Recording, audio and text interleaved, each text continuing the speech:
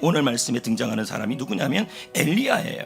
근데 이 한 사람으로 이스라엘 전체 상황이 유리한 상황으로 바뀌어버려요.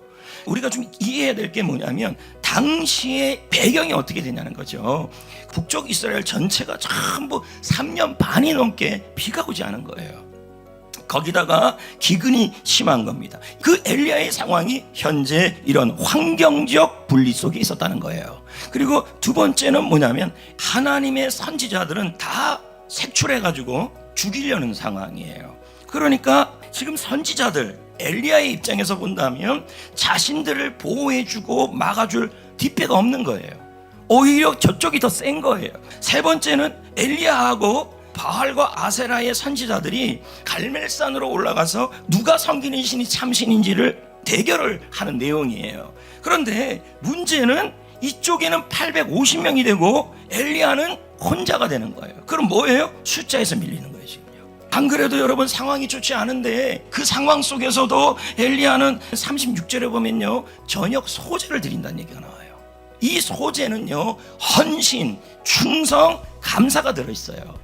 그러므로 이 엘리야가 저녁 소제를 드렸다는 말은 무엇을 얘기하냐면 하나님 앞에 모든 상황이 다 불리한데도 감사잔치를 열었다는 얘기예요. 감사잔치를. 그런데 그 감사제사의 내용이 보니까 이미 일어난 일이 아니라 일어날 일에 대하여 감사제사를 드린 거예요. 엘리야가 안 그래도 불리한데 이제는 뭐냐면 물을 들어다가요, 그 장작에다가 물을 다 뿌리고 도랑을 판 다음에 옆에다가 물이 철철 넘치게 한 거예요. 불리한데 더 불리해진 거예요. 지금 보십시오. 물이 흥건해요. 그리고 다 나무도 젖었어요. 이러면 뭐예요? 이건 기적이 일어나지 않으면 불이 붙을 수가 없는 상황이에요. 맞지 않아요? 엘리야가 작정하고 뭐예요? 도랑을 파고 도랑을 파고 물을 붓고 물이 절절 흘리게 만들어 놓은 거예요. 왜요? 하나님이 하나님 계심을 보이게 하기 위해서예요. 엘리야는 뭘 원했냐면 이 불리한 상황이 유리한 상황으로 바뀌지만 이 바뀌는 일 상황에서 하나님이 하시는 것임을 알리고 싶었던 거예요. 그랬더니 어떤 일이 일어나요? 그러자 불이 떨어진 거예요. 그 다음에 어떤 함이 있었어요. 엘리야 한 사람과 850명이 있는데 850명 전체가 다 죽임을 당해요. 한 사람 때문에. 어떤 사람이요? 도저히 감사가 나올 수 없는 완전 불리한 상황까지 간 사람이 소제를 드리고 번제를 드리는 그 사람 때문에 이런 일이 일어난 거예요. 한 사람이에요. 교회도 다수가 중요한 게 아니라 여러분의 가정에 한 사람이 필요하다는 거죠. 그런 다음에 여러분 다시 1장부터 넘어가면 그 다음에 엘리야가 기도를 해요. 갈멜산에서. 그랬더니 여러분 비가 내려요, 안 내려요? 내려요. 비가 내려요. 뭡니까? 상황이 유리해지는 거예요. 근데 유리해지는데 또 불리해지고 있어요. 그게 뭐냐면 바로 아합 왕이 사마리아로 가려고 갈멜산에서 가려고 출발했는데 마차를 출발한 거예요. 그것도 먼저 출발해버렸어요. 자, 엘리야도 가야 되는데 또 불리한 상황이에요. 자, 이런 상황에 뭐가 필요하냐면 하나님이 하셔야 되는 거예요. 언제 일어나십니까? 감사 잔치를 열 때. 매일. 보십시오. 46절을 보십시오.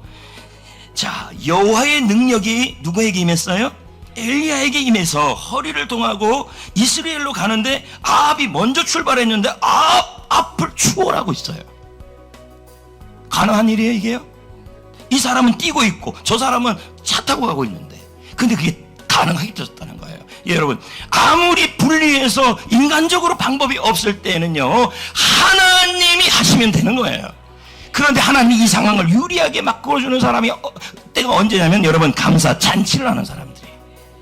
자, 불리한 환경 속에 있을 수 있어요. 나는 너무 불리해. 그래서 나는 생존할 수 없어. 근데 우리도 향기를 발해야 돼요. 그 향기가 뭡니까? 감사예요. 이걸 다른 말로 표현하면 그리스도의 향기예요. 근데 어떤 사람은 그리스도의 향기가 아니라 마귀의 악취가 되는 사람이 있어요. 여러분, 우리가 다음 주가 맥주감사 주일이에요. 그럼 왜 맥주감사 주일이 이 중간에 있냐는 거예요. 여러 가지 의미가 있지만요, 그동안 나의 감사 생활을 한번 점검해 보라는 거예요. 잘했냐 안 했냐. 그러면 좀 부족했으면 보완해서 잘하기로 결단하고 또 열심히 했으면 더 열심히 하는 거예요. 그래서 영적 매력을 뿜어야 돼요. 그리스도의 향기가 나야 돼요. 감사 향기가 나야 돼요. 그럼 여러분, 사람들이 여러분의 매력에 빠지고 하나님도 매력에 빠져서 여러분에게 불리한 상황을 유리한 상황으로 바꿔준다는 얘기죠. 그리스도의 향기로, 감사의 향기를 뿜어내야 돼요.